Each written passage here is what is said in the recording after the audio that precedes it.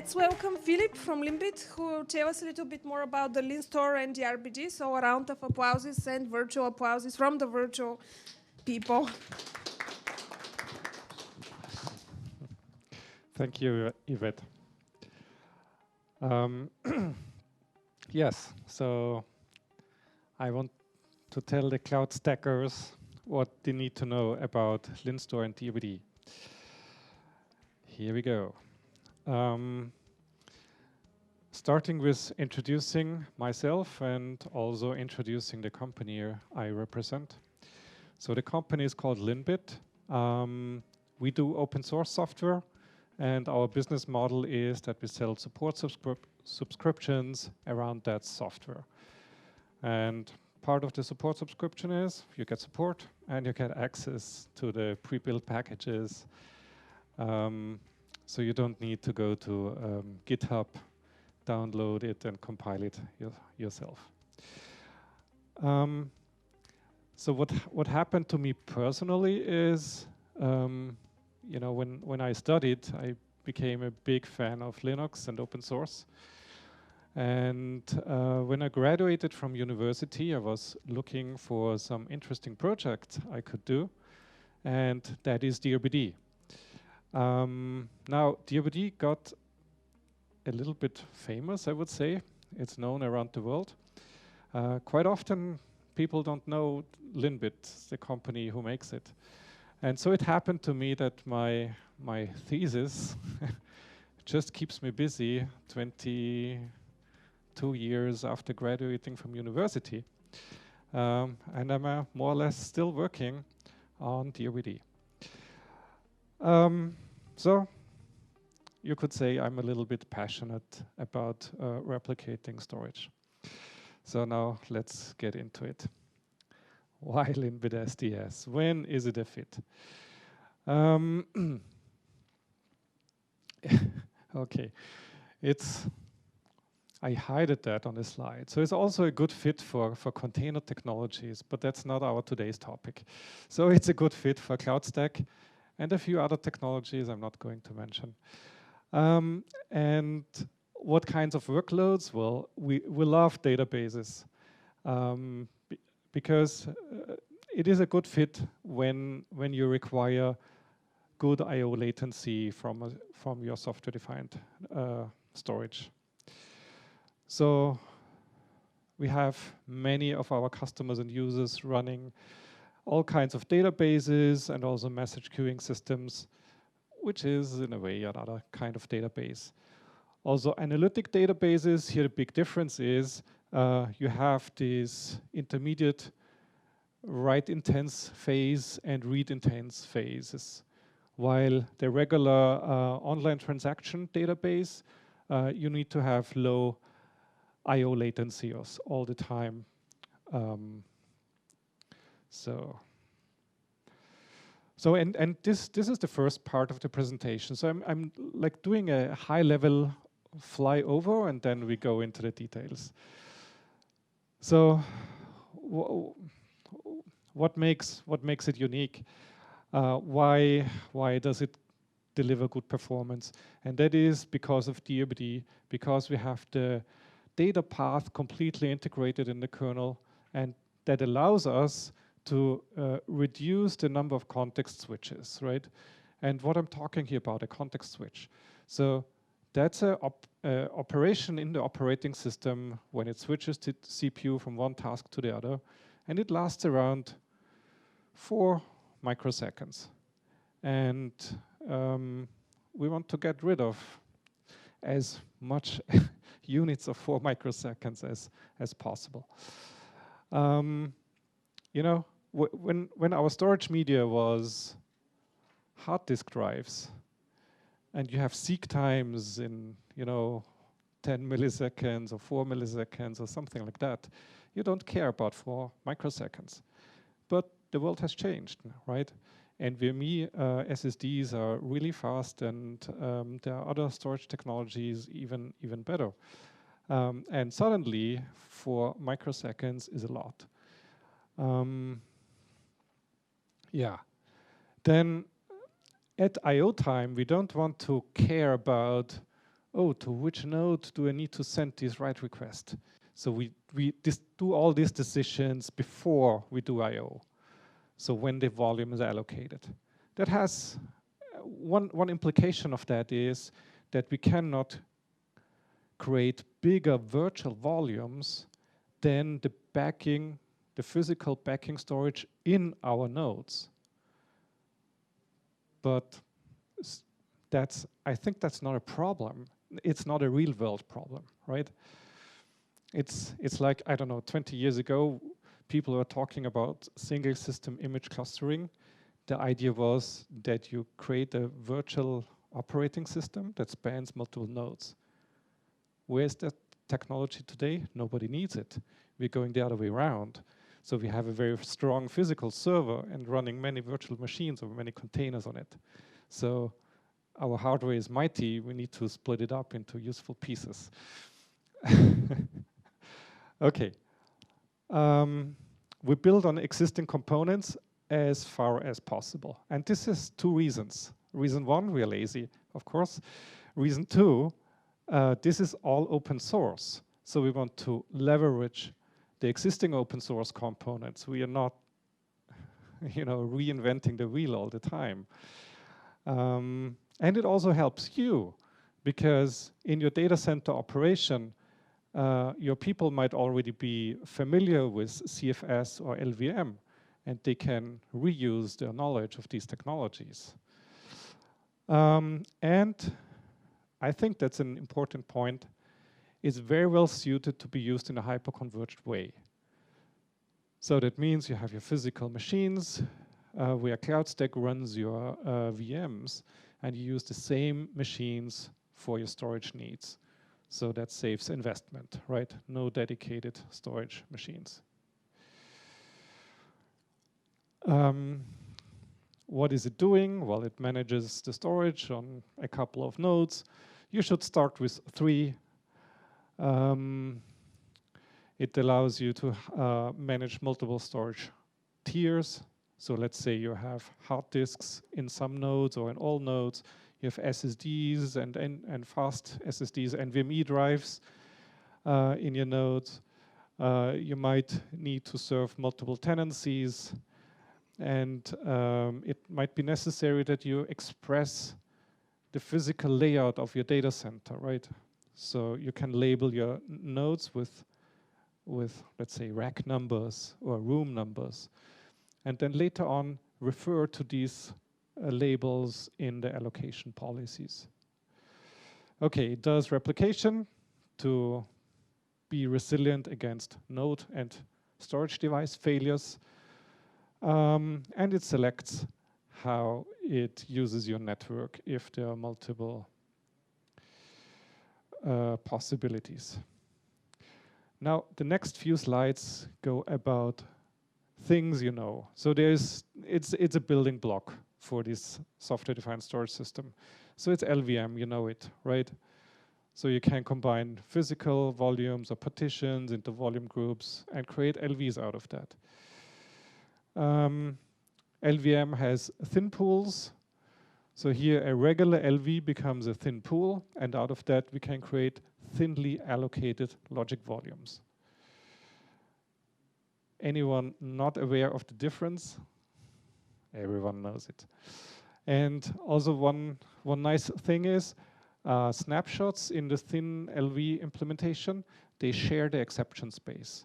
So it stays performant even if you take multiple snapshots of the same origin, which is an important thing, because quite often you want to do things like take a snapshot every, I don't know, 5 minutes, every 10 minutes. Then we ship the snapshot deltas somewhere else, and then we automatically remove the snapshots. But still, for this kind of functionality, we need that the LVM layer supports multiple snapshots in a reasonable way. Yes, then there is software rate on the Linux kernel in multiple versions. Then there is deduplication.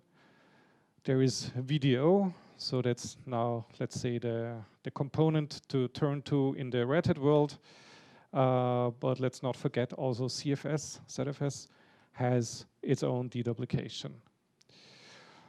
There are countless implementations of caching in the storage world. So here, a few important ones: DM cache, part of the device mapper framework, so accessible through the LVM tools. Bcache has about the same purpose, slightly different. DM write cache. The purpose of this one is to combine persistent memory and NVMe drives.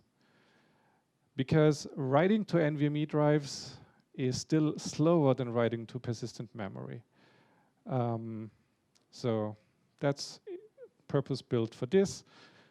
You can ask at this point in time, is it still relevant? Because the fab to produce the Optane drives, the 3D cross-point technology, was sold and is disassembled, so no more Optane drives. Oh, yeah, there are iSCSI and LIO and NVMe over Fabrics targets and initiators. You know what it is. CFS. I think CFS and Linux really became relevant since Ubuntu is shipping it, and other Debian distributions. I would say it has about the same capabilities as LVM, and I know this might be a confrontatory statement. I know there are so many fans of CFS who thinks it's the best thing since sliced bread. It has its features, but it's maybe not as unique as some think. Thin provisioning. So I mainly look at it on the level of block devices. I don't care that much about the file system itself. Okay, I promised that I will talk about DRBD, so let's do that now. It's another important building block. So DRBD is a software component for the Linux kernel, and it is like a RAID 1, and it mirrors between a local block device, something you have in your machine, and then it goes over the network to a target into the block device of another machine. And in the case you need to do a failover, this whole RAID 1 with everything moves to the other node. So here is an illustration I drew a long time ago. Oh, you hardly can see the boxes. But it shows us two Linux instances. So the orange box, if you can spot it, that's the Linux kernel. And here we have the stack. So in user space, you have running your service, your database, maybe in a container, maybe native. Then that database writes to a file system. Then there is a thing in the kernel called buffer cache that is very closely tied to the file system. And below that, usually the data would be written out to the disk scheduler, disk drive, and the hardware.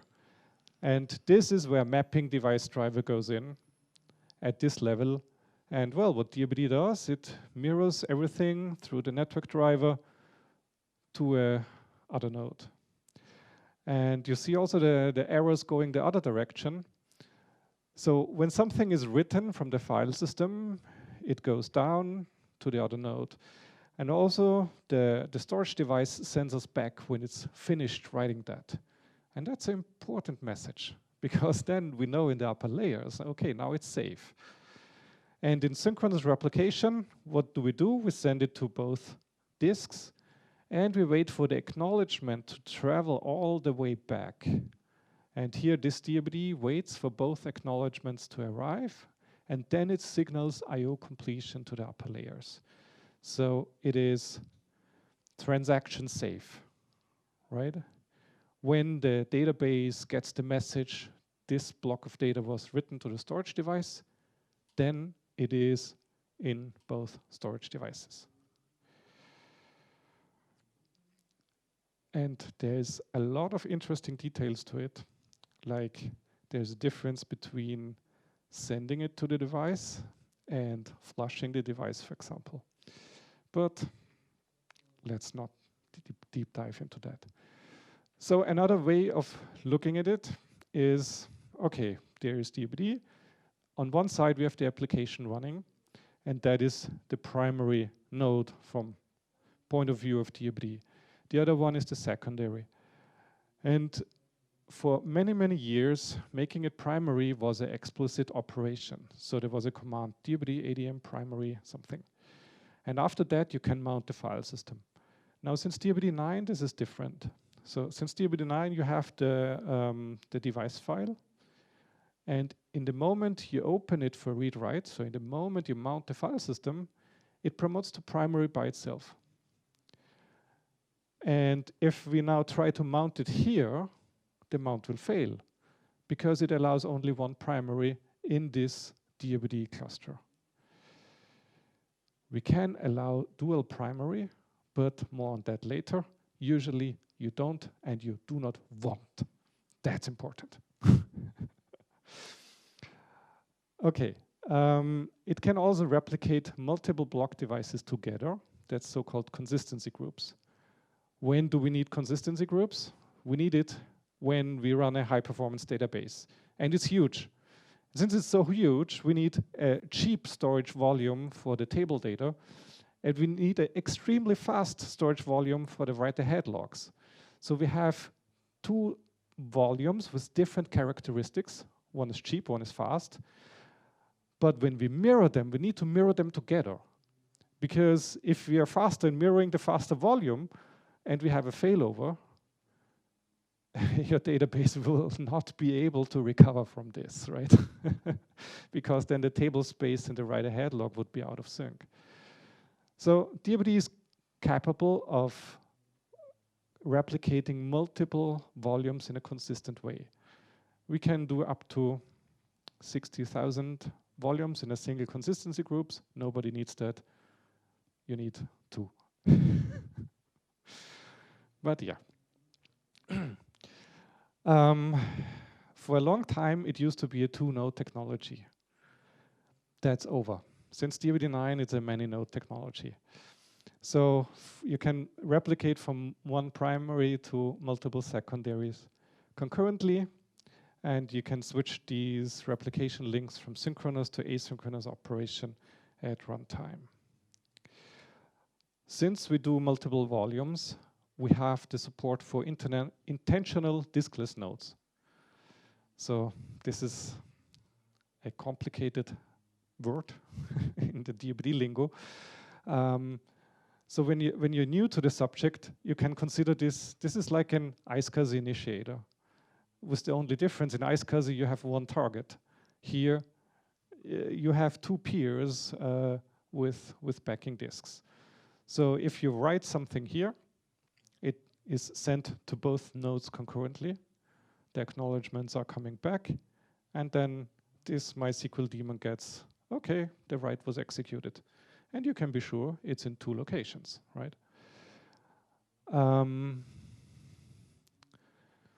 Yeah, and those don't have a change tracking bitmap. And in the moment you go 3 nodes, you have a huge advantage to 2 nodes. In the moment you go to 3 nodes, you can enable so-called quorum algorithm. And quorum means only a majority of the nodes are able to promote something to primary, are able to change the data set. And this avoids a problem, it avoids the split brain problem.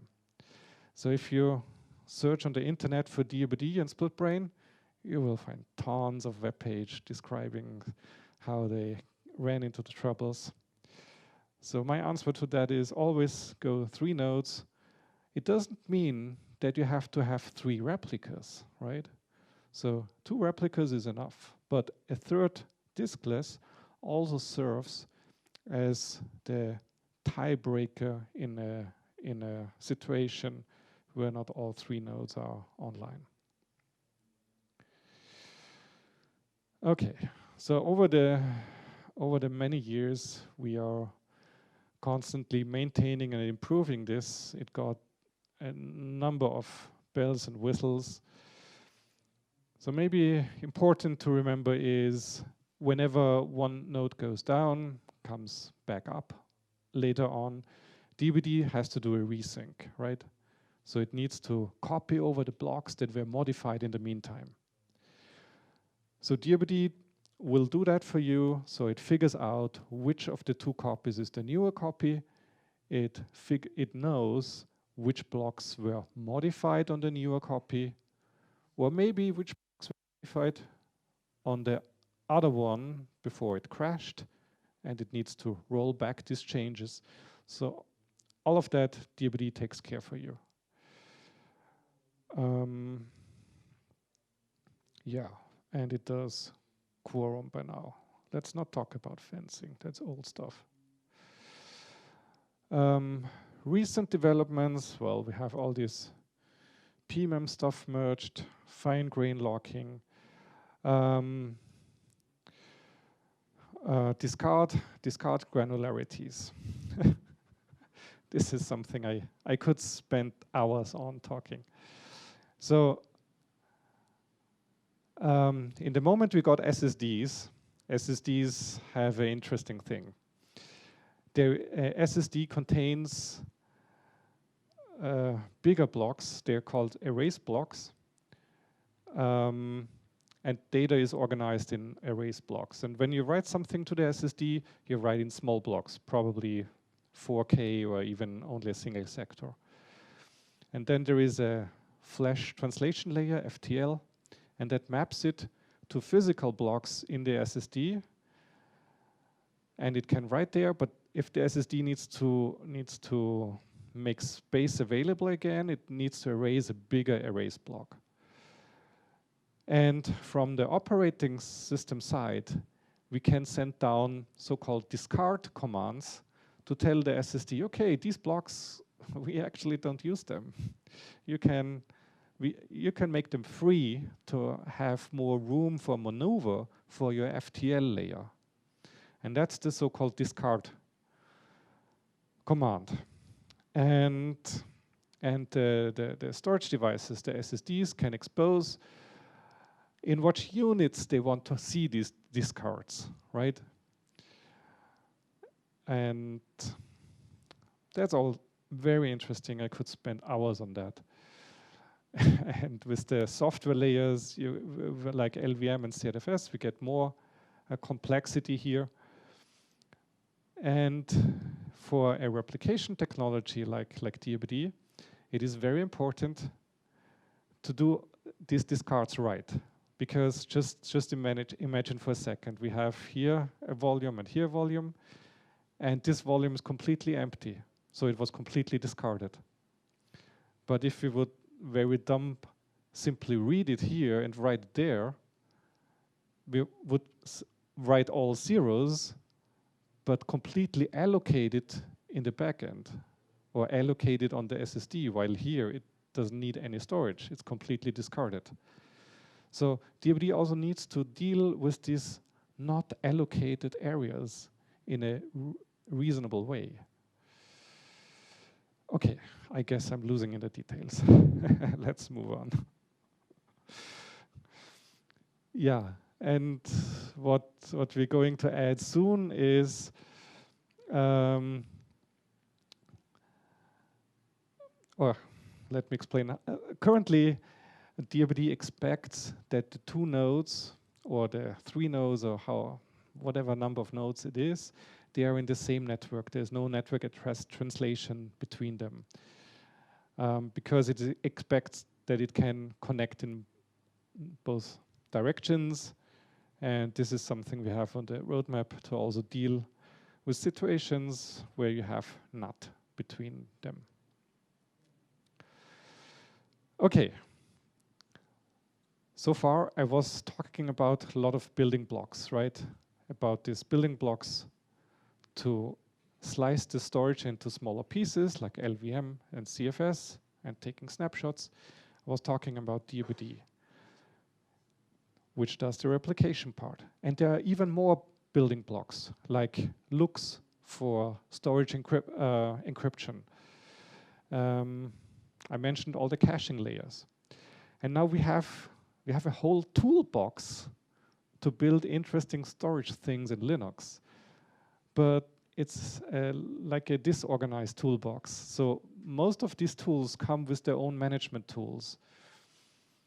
And now I'm coming to what is LINSTOR about. LINSTOR about is a cluster manager, a distributed application that talks to all these tools, but gives you one consistent API.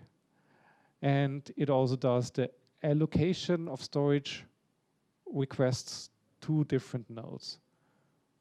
So this is the shortest I can express it. Yeah, so all you need is a number of Linux nodes, something that wants to consume storage, like CloudStack, and okay, let's go into an example. I think an example is the best way to explain it. So here we have a cluster of 6 nodes, and it's hyper-converged. So we're running the VMs on these nodes, and we have built-in storage devices.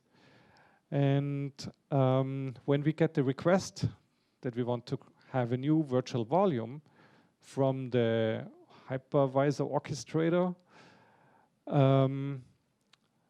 we say, okay, where is that VM going to run? And we try to allocate one replica, one logic volume of exactly that size on this node. And then we select some other node for redundancy purpose. So, and for the black VM, we have it here and here. So what you see is we have one replica where the VM is running. They are co-located. And that means for read requests, it never goes over the network. It never goes through the network stack, right? So for reads, it's extremely fast. So I often get the question, how does this compare to Ceph? Just think for a second. In Ceph, this would go over the network and it goes through an object layer. No, here, the read block command comes in and goes to the disk drive. And the overhead, you cannot measure it. It's in, so for reads, this is the best what you can do. For writes, okay. For writes, we need to replicate them. So we add network latency. And yeah, and LINSTOR will always try to co-locate these things if possible. Now, let's say you need to migrate a VM because there were too many VMs running here. Okay, no problem. This request goes through CloudStack to the CloudStack storage driver, and LINSTOR changes the DRBD configuration, and it adds a diskless node to this DRBD config. So here the block device becomes available, def-DRBD, but now all reads and writes need to be shipped to the other nodes. But KVM can migrate the VM immediately to this node. And then you can decide if it stays like that for, let's say, 1 hour, or you define a time window, let's say, in the night between 0 and 4 a.m. Then you want to migrate the storage to the VM.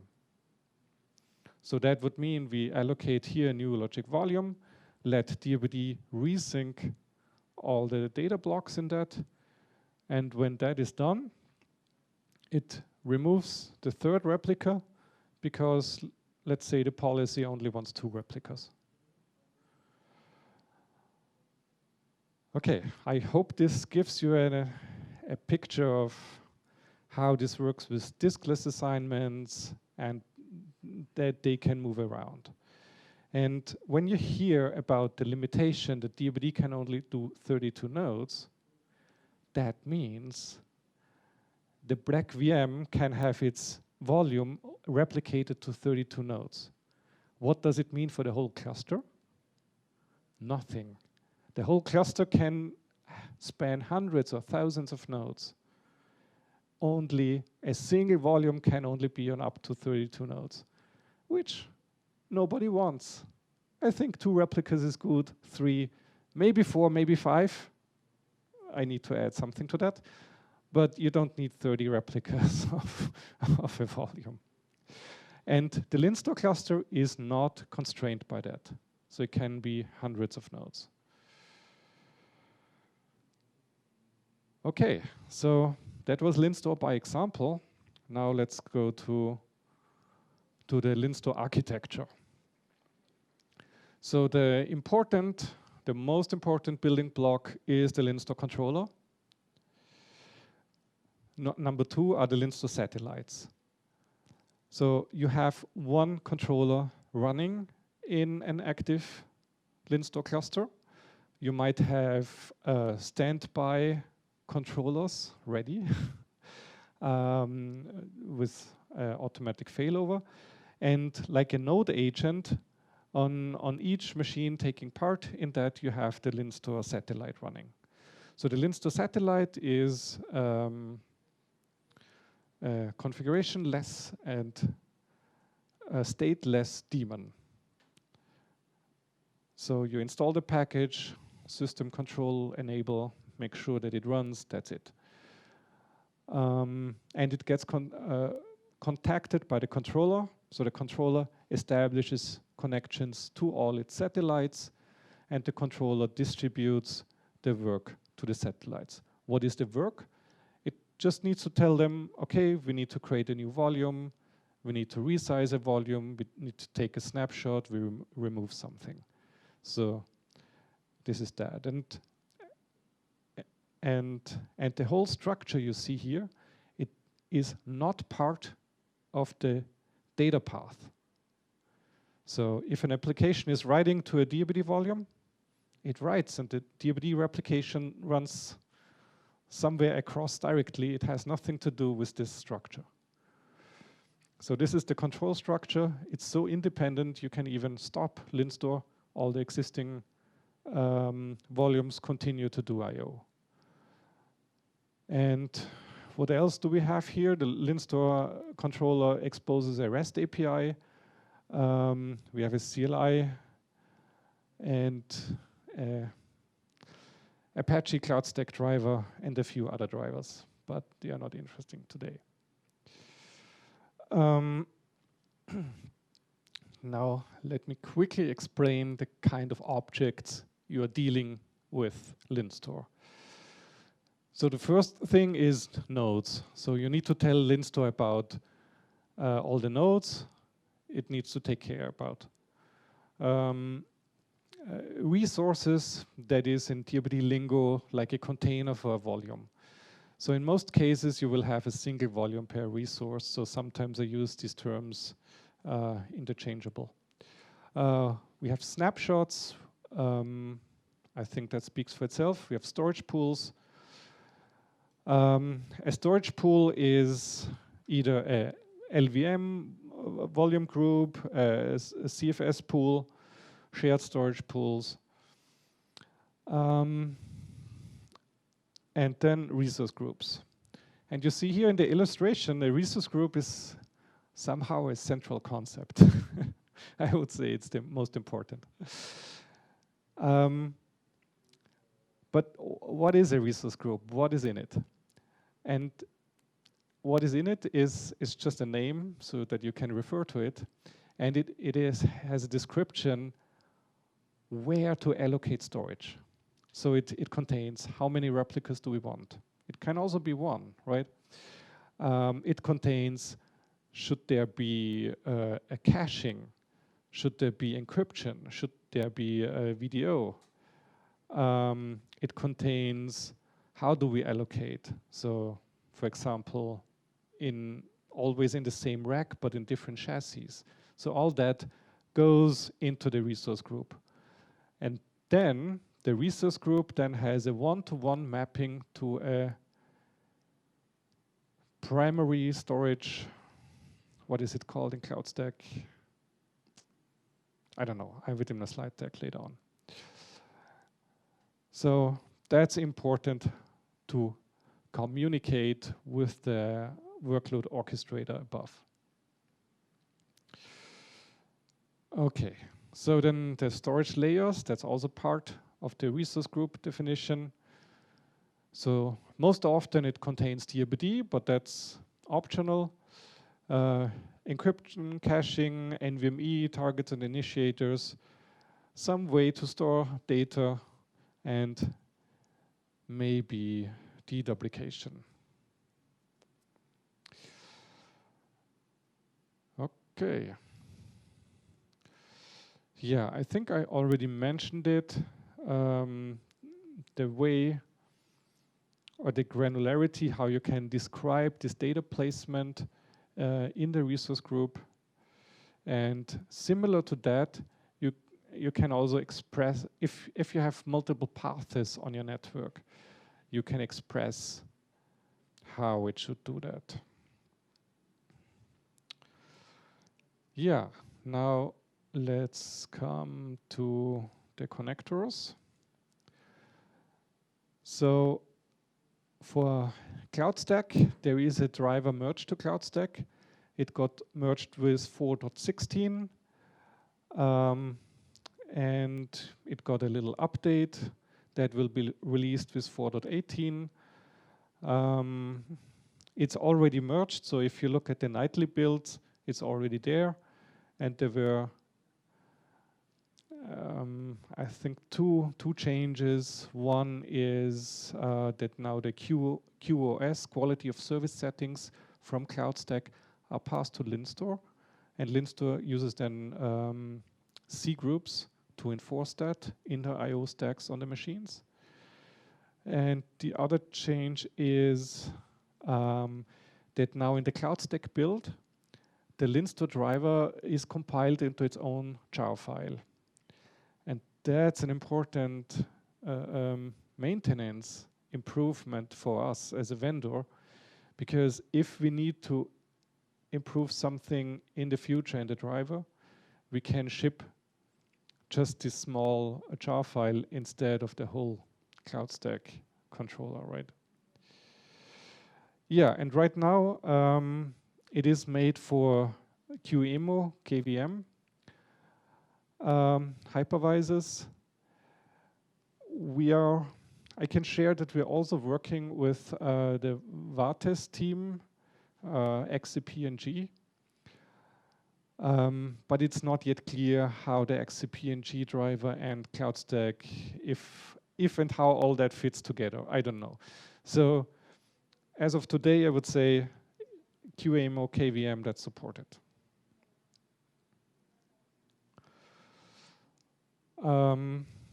Yeah, here again, let me, I mentioned it in the beginning. LINBIT is a company. We need to pay our developers. So we have an offering. The offering is called LINBIT SDS. It contains LINSTOR and DRBD just prepackaged instead of you need to compile it from source. It is support. And it comes with a GUI. So we have, although I'm an open source guy and I hate it, we have we have a proprietary add-on, and that's the GUI. I can show you that then. But I would say the important parts, that's all open source. So the data path and the control path. Yeah, and here I have this slide that helps me to map all these different names. So in CloudStack, it's called a primary storage. That's it. And in the what's called storage class in Kubernetes, for example. So naming is hard. Okay, so here is the summary. So LINSTOR manages starting from physical, so it has commands to discover physical storage hardware, LVM or CFS on this layer, the block storage features, and then the replication and the access to the orchestrators. Okay, so that was the slide deck. I hope that you now helped me with a few interesting questions. And if you don't have questions, I need to show you the GUI. Anybody with questions?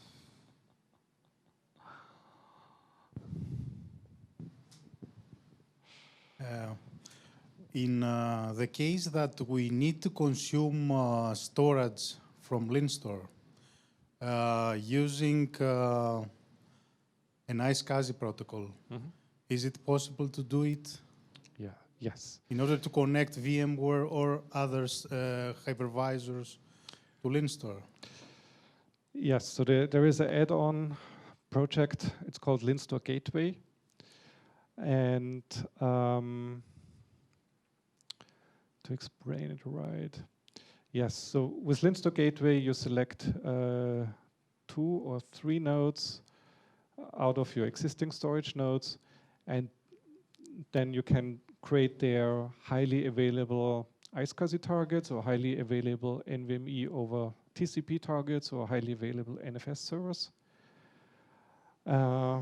just from LINSTOR resource groups.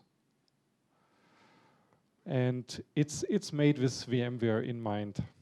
So the NFS set is exactly what you need for VMware. The iSCSI is compatible with VMware. Only the NVMe over TCP is not, because the VMware requires a little bit more than the Linux NVMe over TCP target implementation provides. Okay, is it a separate project? It's an open source project? Yes, it's open source projects. Okay. But part of what we support. So in case you become a LINBIT customer, you just type yum install LINSTOR Gateway, and here comes the packages. Okay. But everything of that is also on GitHub. My second question is about storage efficiency. Is storage efficiency, I mean deduplication and compression, is it something that can be managed by LINSTOR, or it's outside of its scope? Yeah. LINSTOR just leverages on the capabilities of CFS, for example, because CFS has deduplication, or in the Red Hat world on the capabilities of video. So just the existing ones. So you could argue or make the point that it is not as efficient if we would do that in a cluster-wide way, but well, it is what it is. So I would say, I mean, deduplication is mainly interesting if you run Windows guests, right? Yeah. So I think for that case, it's really reasonable. So we have to choose either VDE, which is a Red Hat environment, or ZFS, which is Ubuntu or Debian environment. Yes. Okay. I mean, yeah, that opens a whole discussion in itself. I mean, OpenCFS is available for RHEL and RHEL clones, but then you are not, there is no vendor support for it, right? And if you choose to go with vendor support, then I would say on the Red Hat side, you go with VDO, and on the Ubuntu side, you go with CFS. Okay. And my third question is, if in a cluster we have many virtual disks working, is there a fragmentation functionality exist in the LINSTOR in order to make space while disks are deallocated and reallocated in case of we have... Yeah, I think I get the question. So, So storage allocation to nodes, that's also a huge topic. So what LINSTOR does by default is it would spread out the allocations. So that means when you start with an empty cluster, and let's say you have 10 nodes, right? You create the first volume, you want to have two-way replication, it would choose the first two nodes. When you create the next volume, it would choose the next two nodes, and so on. And after 5 volumes, all of the nodes have a replica, right? Then it would look, okay, which was the smallest one? Where do I put the next? And so on. And then, yes, you can reach the point where all the nodes are pretty full, right? You request a new bigger volume, and it doesn't fit anywhere. And then you would need to reshuffle, you know, the small pieces from here to there, so that the bigger volume fits. It doesn't do this yet for you. Okay. So when the cluster becomes very full, you run into this fragmentation issue. Yeah. My last question is about placement, data placement policies. Is it possible to change these policies after a while? Yes. Because you need to add a new data center, a new rack, in order to distribute the data more better, to have better failure resistance? Yes. So the resource groups can be changed after they got created. So, but existing replicas will not start to move by themselves. I mean, I need to to explain that deeper.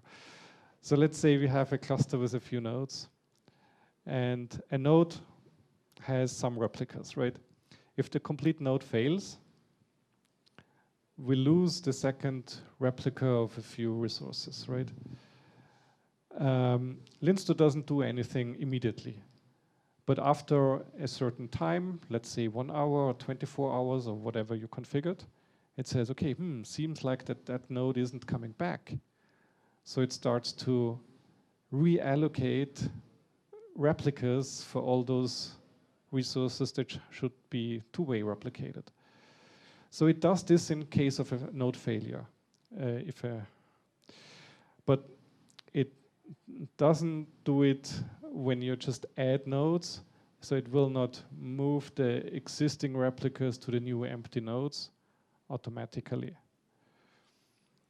I mean, if the need arises, it might be a feature we do in the future. Right now, our point of view on that is you who operates this cluster knows best what you want to move. And LINSTOR has the REST API and the CLI, and it's with reasonable effort, you can script it the way you want to distribute it. Thank you, Philipp. As we're quite running out of time, we have one more question. So if anybody else has questions to Philipp, they have a booth next to the door, and you can continue the discussion there. So final question? Okay. Hi, Philipp. My last question to you. So the question is, how do you handle those if there's a replication happening on the target device, right? The target machine. The disk is faulty, or maybe it has got bad sectors. Does LINSTOR tackle or have some kind of a check to ensure that the faulty drives are not used while replication? Yeah. So so dealing with faulty sectors, this is something we leave to the lower levels. So for example, if you would use CFS, that's something that's handled by CFS. So one way to describe LINSTOR is to say it is like what is Kubernetes for containers is LINSTOR for storage volumes.